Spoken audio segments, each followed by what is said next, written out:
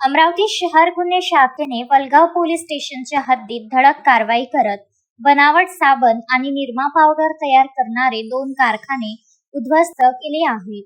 या कारवाईत पोलिसांनी एकूण 71,20,250 रुपयांचा मुद्देमाल जप्त केला असून 4 जणांना ताब्यात घेतले आहे.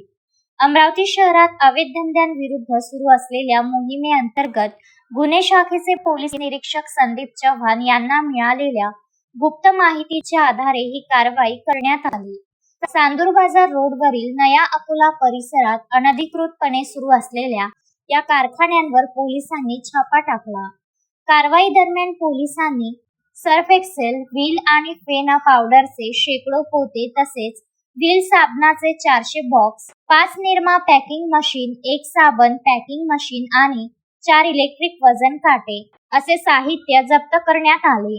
सतीनगर येथील गोडाऊनमधून 36 लाखाहून अधिक किमतीचा कच्चा माल आणि विविध लेबल जप्त करण्यात आले. जुनेद खान यासिन खान वय 28 वर्ष, प्रफुल्ल डोईफोडे वय 48 वर्ष, शेख गुरु शेख मुनीर वय 50 वर्ष, शेख कलीम शेख मजीद वय 40 वर्ष अशी ताब्यात घेण्यात आलेल्या आरोपींची नावे आहेत.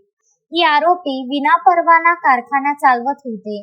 हा माल कोठून आणला जात होता आणि त्याची विक्री कुठे केली जात होती याचा अधिक तपास पोलीस करीत आहेत.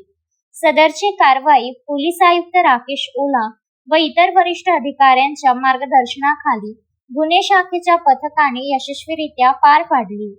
शोएब खान, विदर्भ न्यूज, अमरावती.